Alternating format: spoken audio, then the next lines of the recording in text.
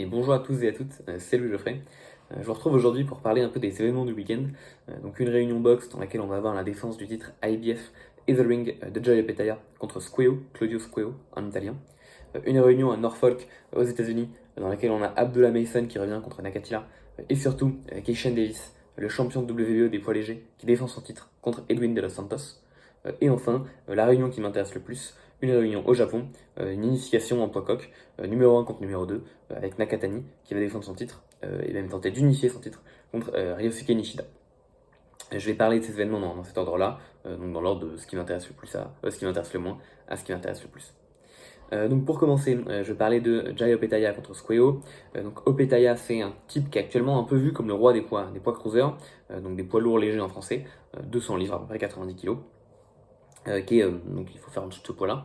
Alors roi malgré tout contestable, je vais revenir là-dessus. C'est un type qui globalement s'est imposé comme la tête de l'AKT après le départ de Usyk. C'est la tête qui a émergé le plus vite, notamment grâce à une victoire contre Meris Vredis, qui était un mec très très solide de l'AKT que des cruisers pendant très longtemps, et qui avait donné un très dur combat à Usyk, potentiellement le combat le plus dur d'Usyk de tous les cruisers, enfin de tous les combats qu'il a fait en cruiser. Globalement, Opetaia avait pas mal dominé ce combat, même s'il avait été mis un peu en difficulté sur la fin. Il avait notamment subi une fracture de la mâchoire.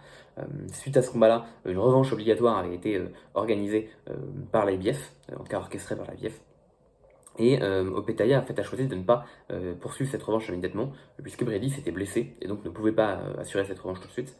Il a choisi de défendre son titre, donc contre tout un tas d'adversaires, notamment Zoro, notamment Thompson, qui étaient des adversaires qui étaient de calibre inférieur au calibre de Bredis, qui n'étaient pas au calibre du top monde de cruiser.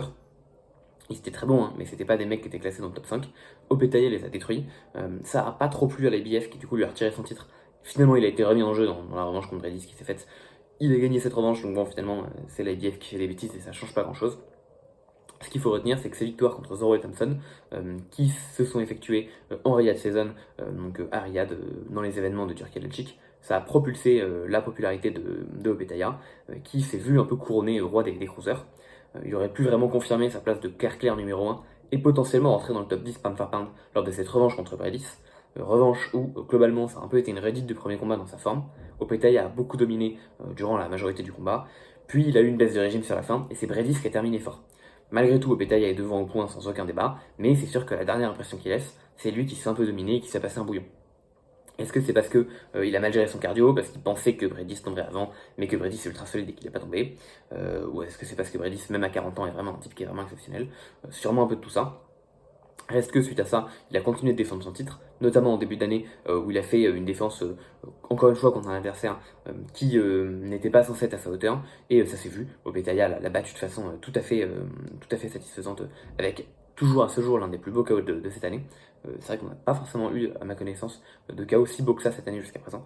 Opetaia a potentiellement le KO de l'année pour le moment. Et donc là, il revient pour un autre combat contre Squeo.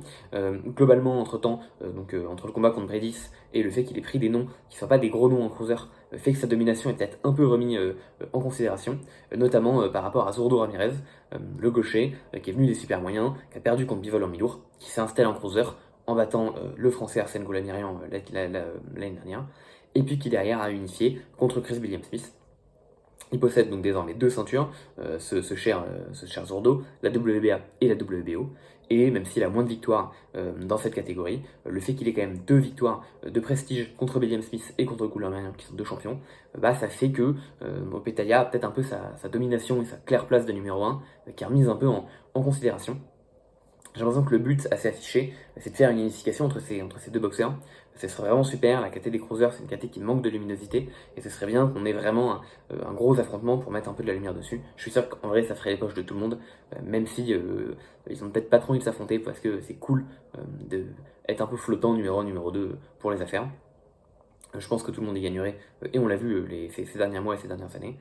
Et je me demande si l'objectif là de ce combat d'Opetaia, c'est pas d'avoir la IBF qui laisserait un petit peu tranquille les négociations en ne faisant pas chier son monde, parce qu'il y a une défense obligatoire à faire de la part du champion. Donc globalement dans ce combat, Squeo c'est un Italien qui sort un peu de nulle part, classé 63e sur Boxrec. Il a à ma connaissance peu de victoires vraiment marquantes. Après c'est pas une KT que je connais non plus dans les grandes profondeurs, mais en tout cas j'ai pas vu de nom où vraiment j'ai repéré un nom de la KT. Donc bon c'est un type qui most likely va se faire éclater par Opetaya. Ce serait très choquant de voir un combat compétitif, encore plus choquant de voir une victoire de Squeo. Et j'ai l'impression que le but de ce combat, c'est de faire une énième défense de titre pas très palpitante pour Opetaya, pour enfin permettre une grosse unification avec Zordo. En tout cas, c'est ce que j'espère, et ce serait étonnant si ce combat allait vraiment au-delà du 6ème round. Euh, Après, évidemment, la boxe, pardon, c'est un sport très compliqué. On demande des performances très exigeantes de la part des athlètes, et qu'on peut tomber sur un type qui est résistant, un type qui fait un peu chier le combat. Donc, ce serait pas surprenant d'avoir un combat qui va un peu plus au-delà. Mais vis-à-vis des dernières performances de Petaya, vis-à-vis de ce genre d'opposition, qui est un très bon boxeur, mais top 50, on s'attend à une destruction en moins de 6 rounds de Petaya. Voilà, ce sera normalement sur Dazen, si je dis pas de bêtises, j'ai pas trop vérifié pour être honnête, mais la majorité des combats de Petaya étaient sur Dazen, ça devrait être le cas aussi.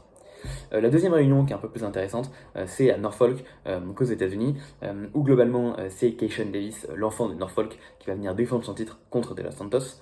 Juste avant, je vais parler en sous-carte, on a Abdullah Mason, le prodige, un type qui n'a pas été élu prospect l'année dernière, mais qui pour moi méritait totalement. C'est un type dans lequel je suis complètement dans le train, pas de souci, je suis dans le train Abdullah Mason. C'est un jeune prodige américain qui a fait vraiment parler de lui l'année dernière, puisqu'il est très actif et qu'il enchaîne les KO, avec une simplicité qui semble assez déconcertante. Il a eu un round de folie l'année dernière, où il s'est fait mettre 2 fois au tapis, avant de mettre le mec également au tapis, donc c'est un round de fou. Et c'est un type qui montre pour moi énormément de belles choses, beaucoup de techniques, il s'applique très bien, il est très jeune. Quand il s'est fait mettre au tapis, c'était pas forcément parce qu'il défendait n'importe comment, hein. Il avait sa main là où il fallait, juste le mec frappait fort en face et il tapait au bon endroit. Il a glissé le crochet, vraiment, la main était là, il a glissé le crochet vraiment avec un angle pile à l'intérieur, très vicieux. Mais Mason, c'est un type très explosif qui a montré dans ce combat qu'il avait la volonté et le courage pour se relever et retourner au charbon. C'est un type qui est offensif, qui a l'air d'avoir le mental qu'il faut, qui a l'air d'avoir. Il montre énormément de maturité pour 21 ans, vraiment. Et c'est sûr qu'il lui manque actuellement une opposition. Il lui manque un nom, il construit sa carrière petit à petit. Et là, on a à chaque fois une opposition qui monte un peu en intensité.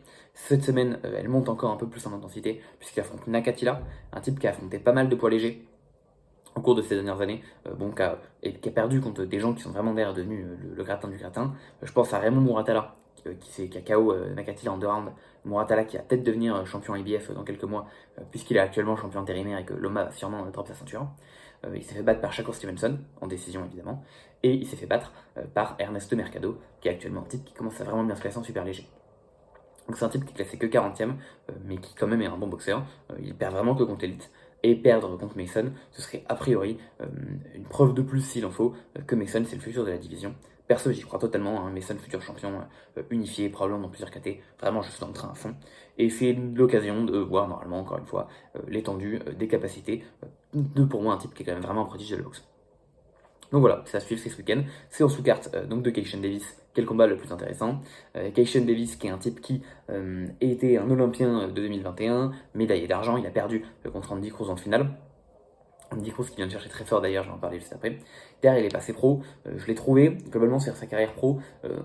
Je vais être méchant, je l'ai pas trouvé si impressionnant que ça. Il est très bon, il n'y a pas de souci.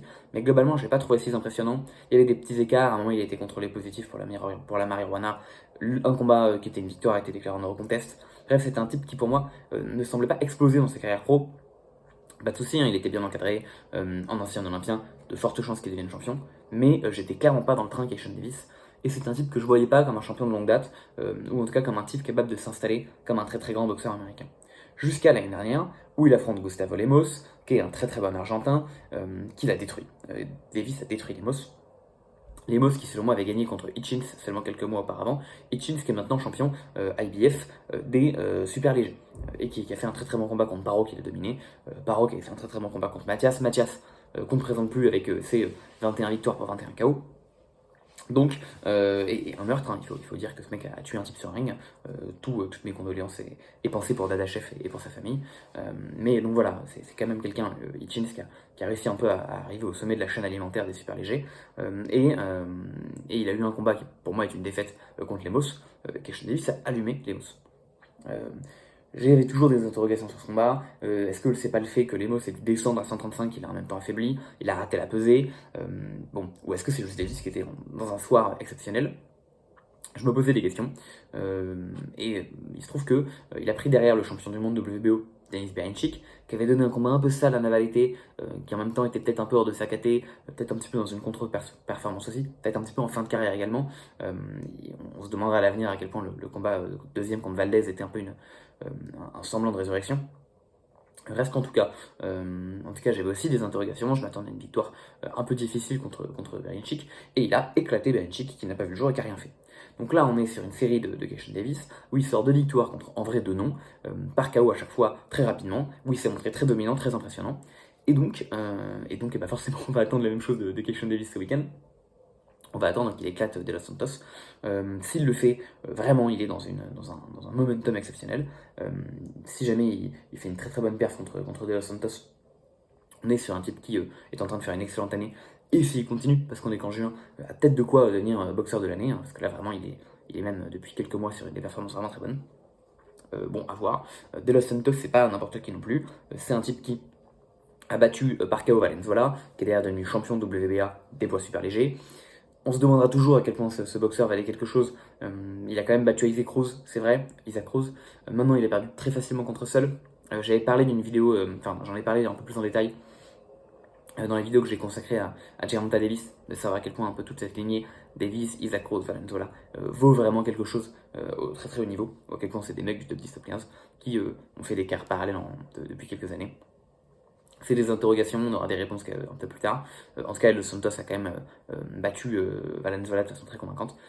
Et en même temps, il a fait un combat un peu référence contre Shakur Stevenson en 2023, dans lequel Shakur Stevenson a extrêmement peu combattu. Il a été accusé beaucoup de courses, d'avoir vraiment manqué de stratégie offensive.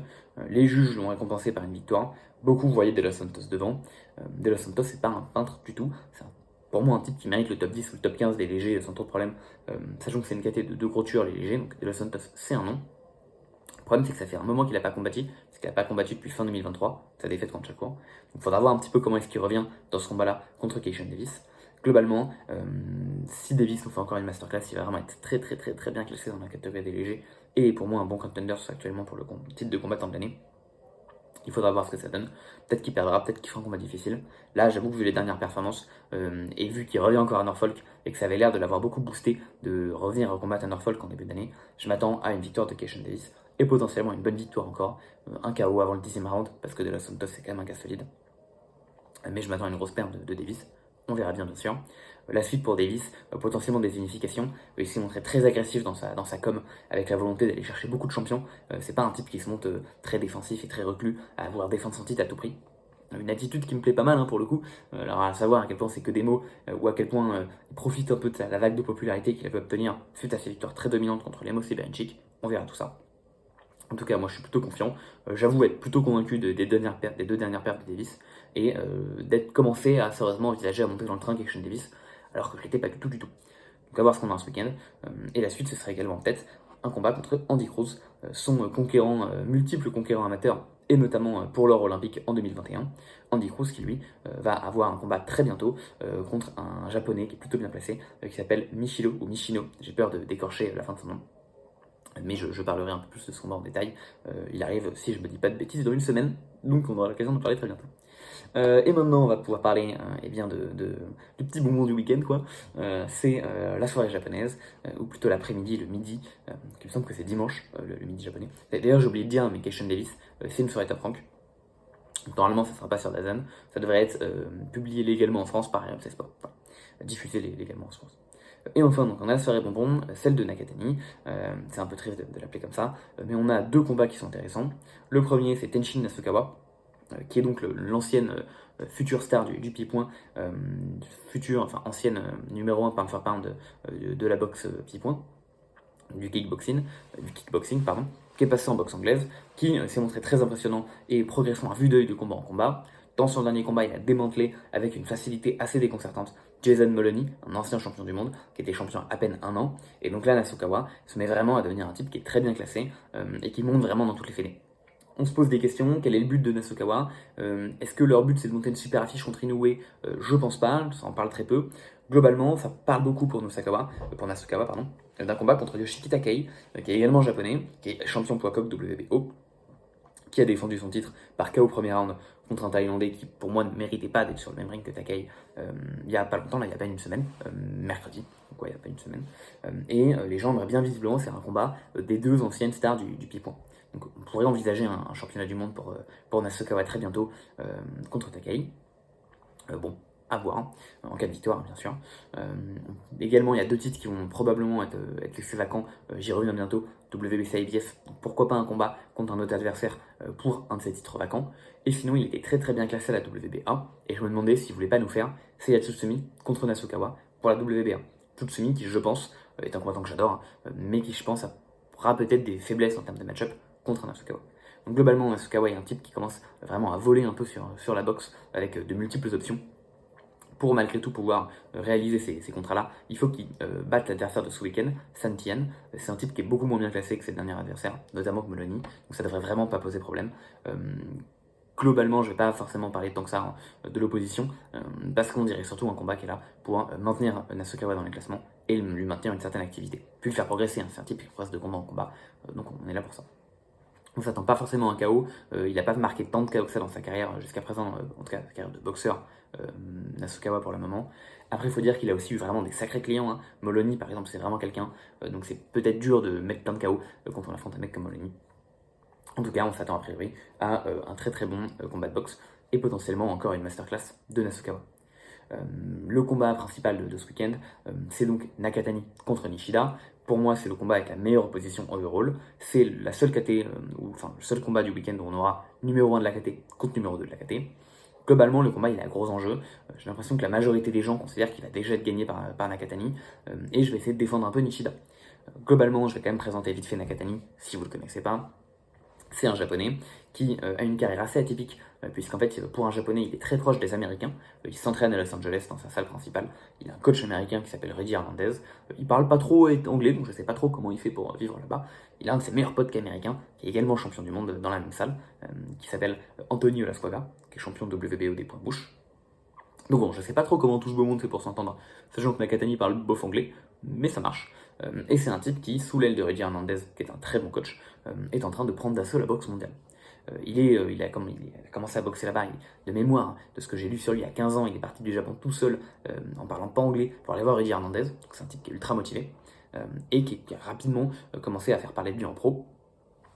Qu'il est très grand, il est passé un pro en poids mi-mouche, même pas pardon, en poids paille, donc il a fait un combat en paille alors qu'il fait, je sais plus, quasiment 1m80 je crois, je dis peut-être des bêtises, il est vraiment très grand, et donc bon, je sais pas comment ce gars-là a fait les pailles à un moment, très grand, très longiligne, et il s'est assez rapidement fait remarquer pour sa force. Il est devenu champion du monde WBO des poids mouches, champion WBO des poids super mouches, dans des KT où on l'a toujours un peu évité, et dans lequel il a toujours pu, en tout cas été incapable d'unifier.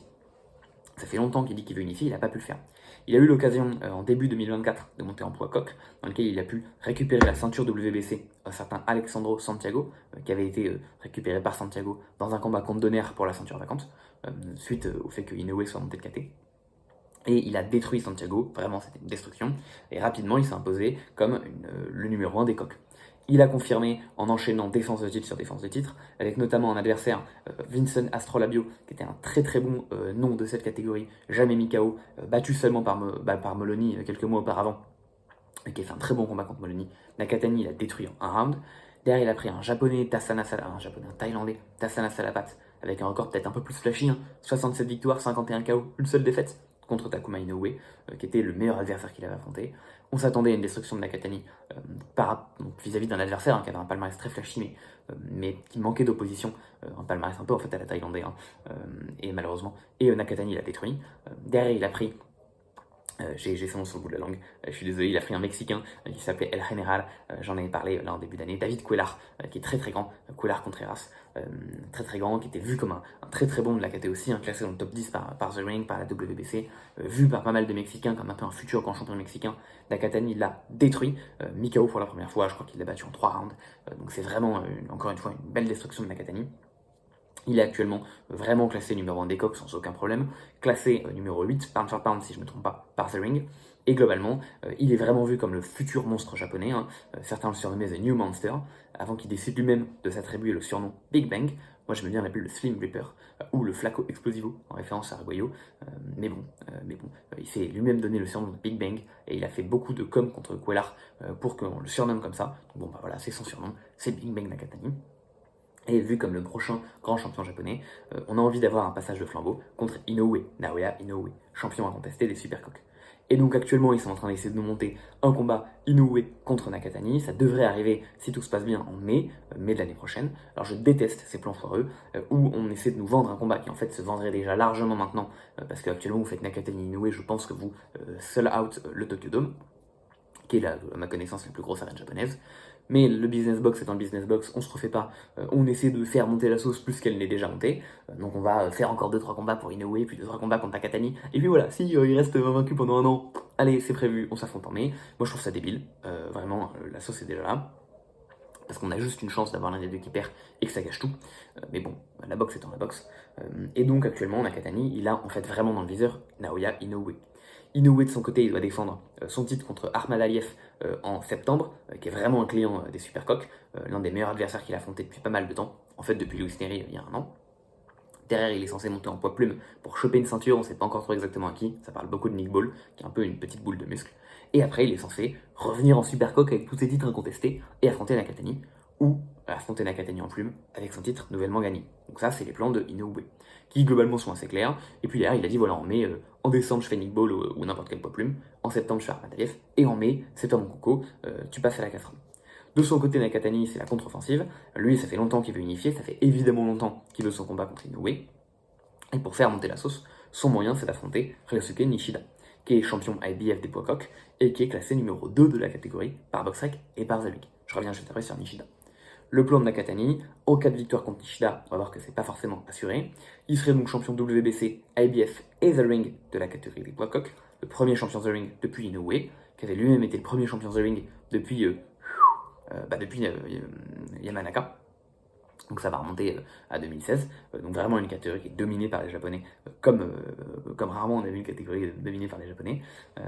Et en cas de victoire, ça aurait parlé de combat en poids Supercoque pour s'adapter au poids auquel il affronterait Inoue, genre un combat en fin d'année contre un challenger Supercoque, mais ça parle également de monter directement en plume, ils ont parlé de ça, de faire un saut de 2 KT, pourquoi pas d'aller chercher directement une ceinture en plume pour essayer de faire peut-être une unification en plume contre Inoue, un poids où Nakatani serait peut-être plus à l'aise, de façon assez paradoxale il vient de plus bas puisqu'il a combattu en paille, mais en fait Nakatani étant plus grand, a priori il peut plus s'adapter au poids plume que Inoue, qui commence déjà un peu à atteindre sa limite en Supercoque. Donc voilà, le plan ce serait peut-être ça, d'aller choper, alors du coup je sais pas qui, mais Spinoza ce serait le duel des buildings, Nick Ball a priori est déjà pris, Angelo Leo peut-être, qui s'est pas forcément montré très flamboyant contre Kameda, donc bon, pourquoi pas, mais ce serait vraiment déjà une autre dynamique auquel il faudrait discuter. Et là, je fais un peu ce que je déteste faire, c'est-à-dire faire des plans sur la comète, commencer à parler de combats hypothétiques contre je sais pas trop qui, alors qu'on a une tâche devant nous, et la tâche devant nous, c'est Nishida. Donc, je l'ai fait un petit peu, je m'en veux de le faire, j'essaierai de plus le faire. Arrêtons d'essayer de trop parler des combats dans 12 ans, alors que là, on a un combat là tout de suite qui est génial. Et le combat de ce week-end, il est vraiment super. Il a vraiment moyen de mettre un beau coup de pied dans toute cette fourmilière, ou en tout cas peut-être de remplacer le profil de Nakatani par le profil de Nishida. Et peut-être de monter un Inoue Nishida d'ici quelques mois, en cas de victoire de Nishida, puisque Nishida devrait prendre évidemment la place de numéro 1 des coqs, et probablement la place dans le pound for pound de Nakatani en cas de victoire, puisque Nishida, c'est le champion IBF, je vous ai dit qu'il était classé numéro 2, et c'est un type qui je pense est extrêmement sous-coté. La majorité des gens actuels, je pense, je vais pas regarder les cotes exacts, mais je pense donne Nakatani ultra gagnant. Je vois même pas tant de gens parler que ça de ce combat, ce qui me fait dire que les gens réalisent pas l'enjeu de ce combat-là. Et ce qui me fait aussi dire que dans l'état d'esprit des gens, probablement que Nakatani est favori à 25 contre 1. Et évidemment que Nakatani est favori. On parle d'un mec qui est dans le pound for pound et qui va potentiellement aller essayer de choper le numéro 1 dans pas longtemps. Donc bien sûr, il est vraiment, vraiment excellent. Mais je pense que Nishida peut poser plus de soucis qu'on penserait à Nakatani. Nishida, en fait, c'est un type qui est malheureusement passe extrêmement sous tous les radars. Je pense pour deux raisons. Premièrement, parce qu'il n'a pas un ratio de KO qui est très bon. Quand vous regardez sur 10 victoires, il a que 2 KO. Et donc je pense que les gens n'ont pas pu aller juste voir des highlight knockouts of Nishida pour se hyper sur lui. Deuxièmement, Nishida a peu de combats. Comme je vous dis, il a que 10 combats. Donc ça a manqué peut-être le fait de pouvoir avoir une multiplication d'adversaires qui vont vraiment être très très bien cotés. Et enfin, je pense qu'il y a juste un mauvais coup marketing de Nishida. C'est triste, mais Nishida est passé un peu dans les filets de cette grosse euphorie, un peu effervescence qu'il y a dans la boxe japonaise.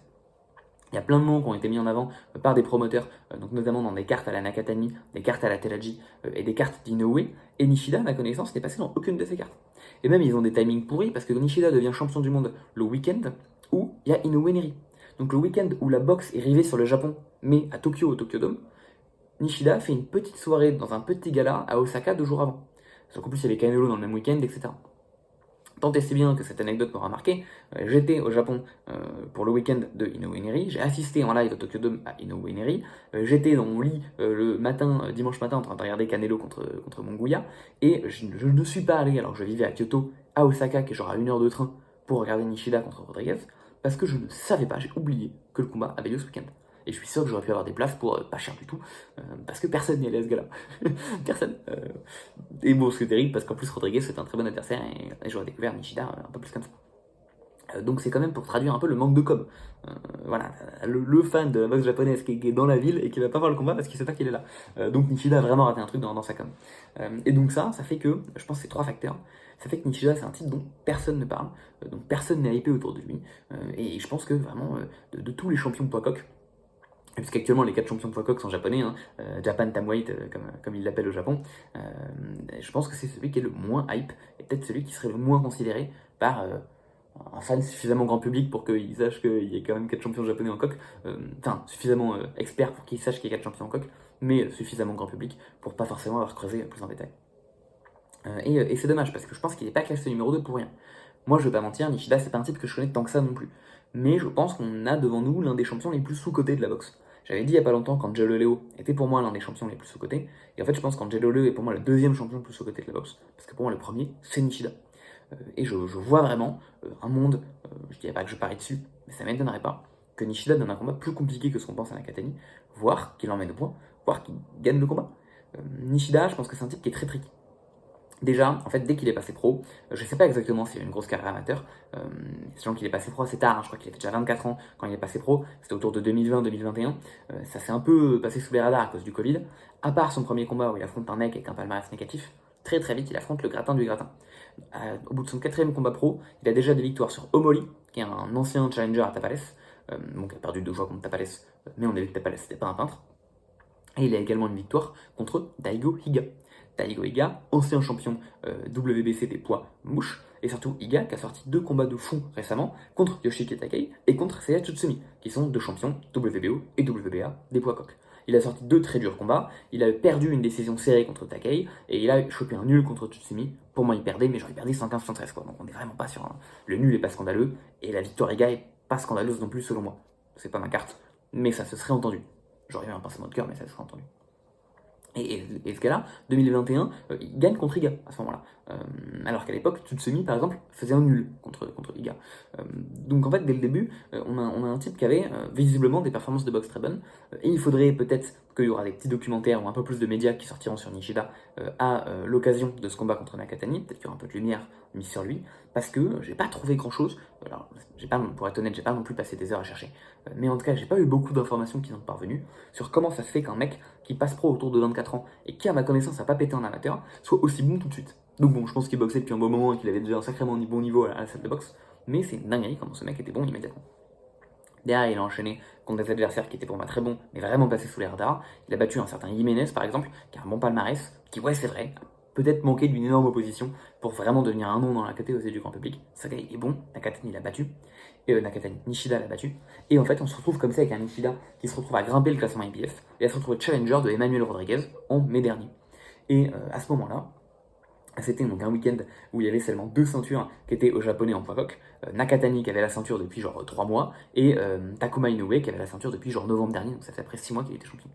Et en un week-end, on a Yoshiki Takei qui bat Jason Moloney et qui devient champion, et on a Nishida qui affronte le portoricain Emmanuel Rodriguez. Emmanuel Rodriguez, qui est un type qui est du Romal, qui est un type qui est double champion, qui est un type qui avait battu Moloney à une époque pour devenir champion du monde, et qui avait malheureusement perdu sa ceinture contre Inoue. Bon, c'est comme ça, on a perdu la ceinture contre Naoya. Il avait fait rester atomisé en 2 rounds contre Naoya, mais en vrai, le premier round était à peu près compétitif. Dans le deuxième, Naoya l'a éteint directement, il a réussi à trouver une faille au corps et il a exploité et il a détruit Rodriguez.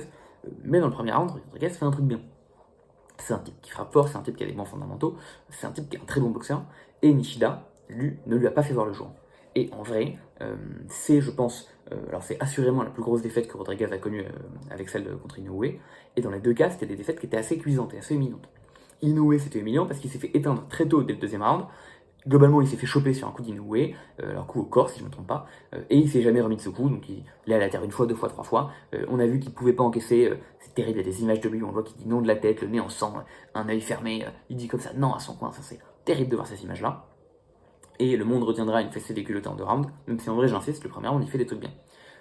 Et contre Nishida, c'est presque plus humiliant parce que, ok, il se fait pas mettre KO, mais vraiment, c'est une leçon de boxe du début jusqu'à la fin. Et en vrai, je trouve quand même qu'il voit pas trop de jour dans ce combat-là. C'est vraiment une domination. Bon, je sais pas ce qui est le pire entre se faire dominer par KO au premier round ou se faire manger une leçon de boxe pendant 12 rounds, mais en tout cas, dans les deux cas, c'est pas top. Et ce que fait Nishida contre Rodriguez, c'est fort, c'est vraiment très très fort. Et cette deuxième place qu'il va choper dans le classement The Ring dès mai l'année dernière, parce que Rodriguez était le mieux classé entre Moloney, entre Rodriguez et entre Takuma. Rodriguez était très très bien classé, et Nishida va choper cette deuxième place. De mémoire, peut-être que Takuma était deuxième à l'époque, mais je crois que Nishida s'appelait deuxième place dès mai dernier. Et pour moi, en tout cas, la place 2, 3ème qui chope à ce moment-là, elle est vraiment pas volée. Bon.